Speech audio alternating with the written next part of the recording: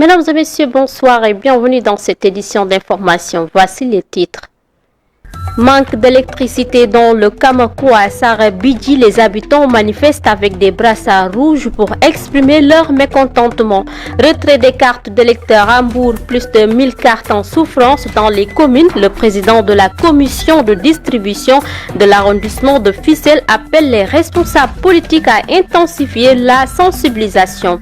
À Dakar, les charretiers déplorent les nombreuses difficultés auxquelles ils font face dans l'exercice de leur métier. Dans la seconde partie de cette édition, le dossier du jour qui nous mènera à Vélingara, où la prise en charge sanitaire constitue un véritable problème pour la population. L'évacuation des malades et l'accès à une ambulance font aussi partie de leurs mots. Mesdames et messieurs, voici les titres et le développement, c'est tout de suite.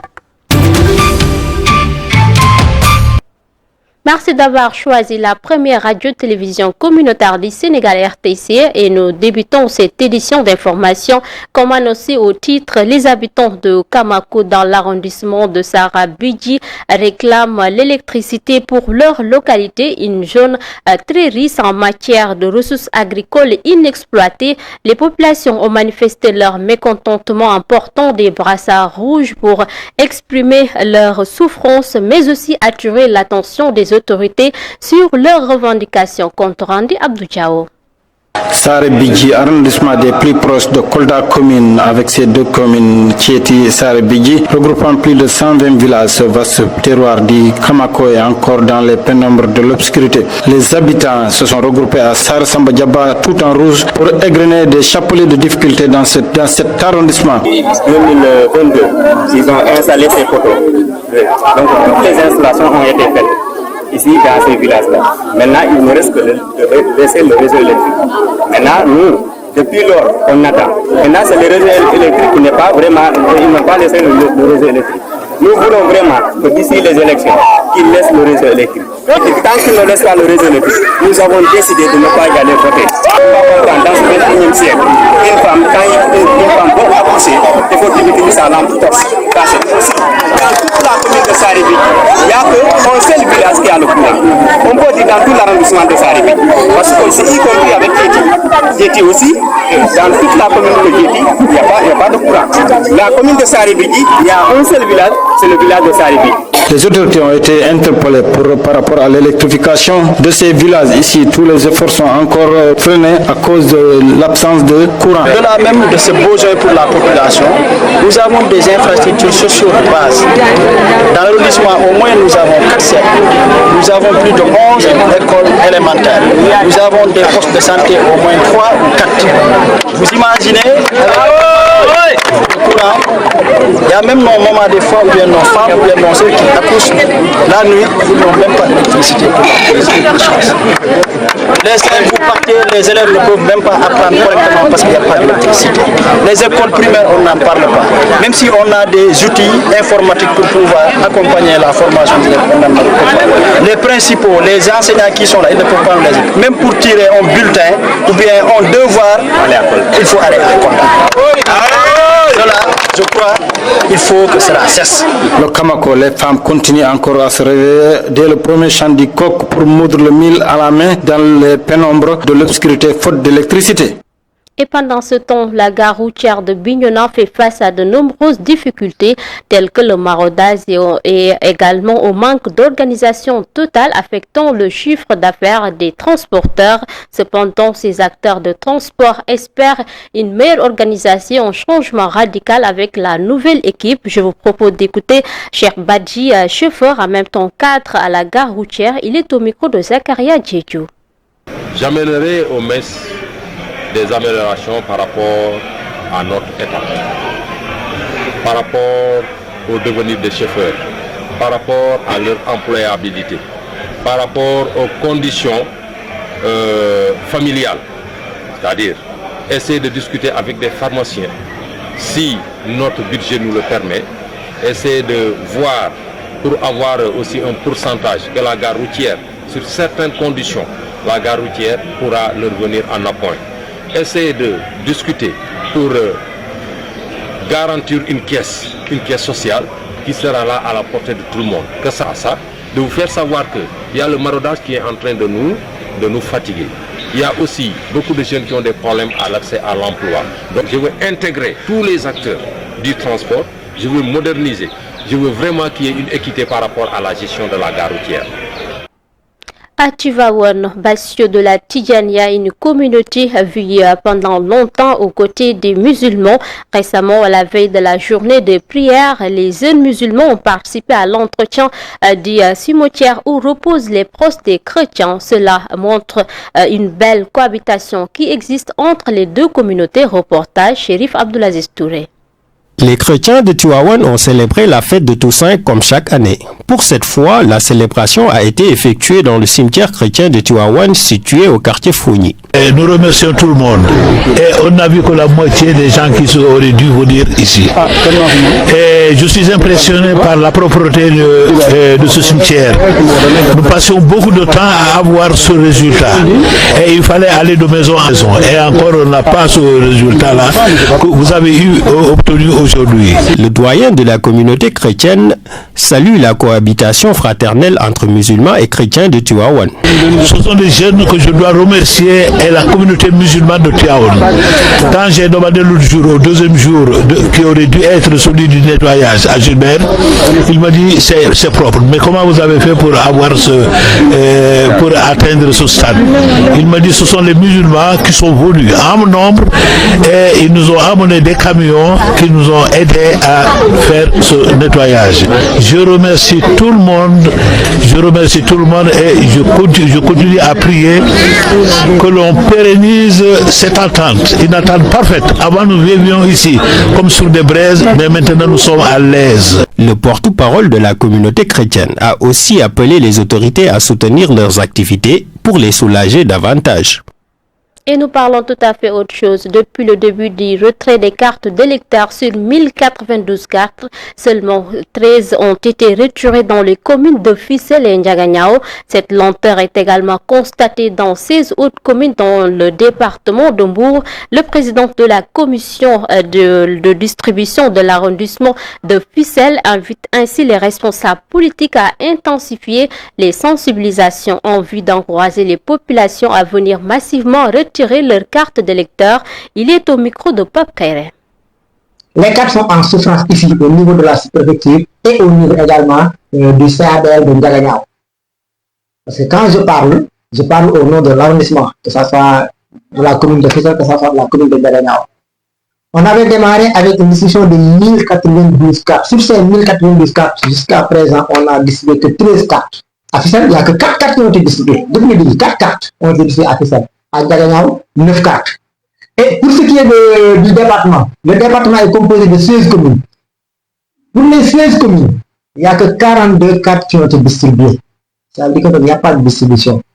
Les politiciens sont en train de faire le tour des populations, en train de sillonner les villages, les quartiers et autres, pour demander à ce que les populations votent pour eux. Mais ces politiciens, ces électeurs-là, s'ils n'ont pas, par devoir, leur carte d'électeur, comment ils vont voter? Donc, je pense que le meilleur message qu'ils devaient lancer, c'est de leur demander, tout en leur demandant de voter pour eux, c'est de leur demander d'aller retirer leur carte. De les accompagner à venir retirer leur carte. La commission est là jusqu'au 16. Ils vont attendre jusqu'à la dernière minute, jusqu'au dernier jour, pour venir assaillir les commissions pour récupérer leur carte. Mesdames et messieurs, nous restons toujours dans cette même dynamique à l'instar des autres régions du Sénégal. Les citoyens du département de Saint-Louis préparent activement la prochaine législature. Plusieurs d'entre eux souhaitent élire des députés exemplaires qui soutiendront davantage les populations pour résoudre certains problèmes liés au chômage, l'accès aux soins médicaux, également la pêche, entre autres, soit prise en compte. Nous voyons tout cela dans ce reportage signé Nassering Sadio. Les élections législatives du 17 novembre prochain animent le débat en ce moment dans la ville tricentenaire. Si les uns se prononcent sur le chômage et la cherté de la vie, d'autres mettent l'accent sur les problèmes de l'accès aux soins médicaux. Les attentes sont énormes et surtout au niveau aussi de la jeunesse. La jeunesse qui ont tendance à perdre d'espoir. Donc il va falloir que cet espoir maintenant va se sentir au niveau de cette assemblée. Lotissement hôpital Nous voulons vraiment que les nouveaux députés prennent conscience des problèmes d'accès aux soins médicaux ainsi que la baisse des prix de denrées de première nécessité. La vie devient de plus en plus chère. La déperdition scolaire due à l'avancée de la mer et le souci des Guet-Ndariens, à cela s'ajoutent les problèmes de la pêche. Pour eux, l'idée c'est de construire des usines afin que les jeunes puissent en bénéficier. Et aussi, je crois qu'avec le nouveau gouvernement, on parle d'industrialisation. Je crois qu'il faut que Saint-Louis, qu'on passe à mettre à Saint-Louis des industries. Il y a la pêche qui est là. Donc voilà ce que nous demandons aux députés de poser ces problèmes au niveau de l'Assemblée nationale. Ici à Saint-Louis, particulièrement à Guet-Ndar, nous souffrons beaucoup avec l'avancée de la mer qui a provoqué un taux de déperdition scolaire très élevé. Pour rappel, plus de 176 000 électeurs sont appelés aux urnes dans le département de Saint-Louis. Les différents candidats sillonnent les quartiers avec leurs caravanes tout en espérant avoir la majorité au soir du 17 novembre 2024. Et nous quittons Saint-Louis pour revenir à Dakar. L'activité des charretiers est difficilement exercée dans la capitale sénégalaise. Les pratiquants de ce métier dénoncent les nombreuses injustices auxquelles ils font face. Ces jeunes critiquent le comportement de certains agents des forces de sécurité, mais aussi en matière de circulation, entre autres. Ils dénoncent également les nombreux stéréotypes qui leur sont attribués. En affaire reportage. Ils sont nombreux dans la banlieue dakaroise à exercer le métier de charretier. À Pikine, Karo Ferraille, leur fief, ce ferrailleur travaille pour aider sa mère. La population prend les charretiers pour des clochards. Nous ne sommes pas des clochards. Nous donnons à nos mères tout ce que nous gagnons. Des fois, on leur donne 1000 francs, des fois 500.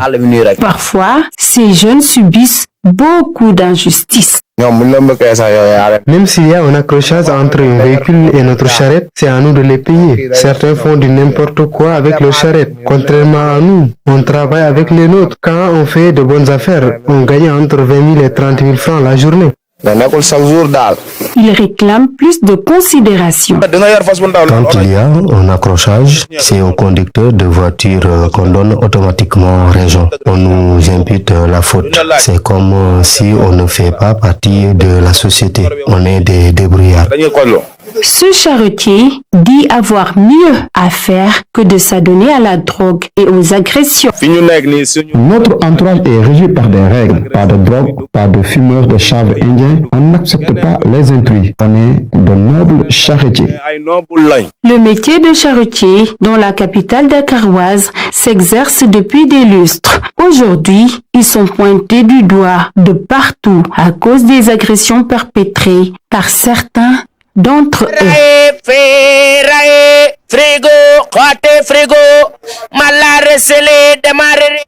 Mesdames et messieurs, à présent, le dossier du jour. La prise en charge sanitaire constitue un véritable problème dans le département de Vélingara. Les évacuations sanitaires se font vers Tambacounda à 97 km ou vers Kolda à 128 km. Cela constitue ainsi un véritable casse-tête pour les habitants. À cela s'ajoute la nécessité de payer entre 20 000 et 30 000 francs CFA pour accéder à une ambulance, ce qui rend également la situation beaucoup plus compliquée. Ce dossier est signé Mariam Abba. Situé au sud du pays, le département de Vélingara est frontalier avec 3 pays, la Gambie et les 2 Guinées. Il compte un district sanitaire, 2 centres de santé et 33 postes de santé. Ainsi, c'est le district qui est le centre référentiel et la faiblesse de son plateau technique fait que beaucoup d'urgences sont évacuées soit à Tambacounda, soit à Kolda. Le centre de santé de Vélingara étant un centre de santé de référence, tous les 30 et quelques postes de santé que compte le district font des évacuations vers la structure sanitaire et le centre de santé de Vélingara. C'est une situation extrêmement difficile. Vélingara, un département vaste, Vélingara, un département frontalier. Ces évacuations posent parfois d'énormes difficultés pour certains accompagnants qui sont obligés de débourser entre 20 000 et 30 000 francs CFA. Ici à Vélingara, j'avais mon frère qui était souffrant et avec des pépins de tension artérielle, il fallait qu'on l'achemine sur Kolda. Parce qu'une fois au centre de santé de Vélingara, il avait présenté une paralysie faciale, donc ce qui nécessitait un scanner. Et il était dans un état critique. Il fallait l'acheminer à Kolda. Et là, ce que j'ai remarqué, ils n'avaient pas tellement de problèmes sur la mobilisation en quelque sorte des papiers techniques pour l'évacuer. Mais sauf que j'ai jugé un peu costé le montant qu'il fallait débourser pour qu'il soit évacué, c'est-à-dire 30 000 francs. Si je n'étais pas dans les dispositions, ça allait vraiment être quelque chose de pénible. Ce qui parfois est compliqué pour les personnes qui n'ont pas les moyens. Un malade qui n'a même pas pouvoir acheter à manger. Est-ce qu'il pourra acheter du carburant pour évacuation? Cette situation ne concerne pas tout le monde, d'après le secrétaire exécutif du comité de développement sanitaire du centre de santé de Vélingara. Aujourd'hui, au niveau du centre de santé de Vélingara, le comité de santé vraiment gère certaines évacuations. Quand je dis certaines évacuations, c'est pour les cas sociaux. Et pour rappel, que les cas sociaux, c'est de niveau, c'est une variante. Tantôt, on débloque 500 000, 300 000, 200 000. Si vous entendez 500 000, 200 000, 300 000, la manne financière, tout de suite, elle est énorme. Mais en termes de litres de carburant, c'est un montant très dérisoire. La santé étant une compétence transférée, chaque année, un montant est réservé au centre de santé.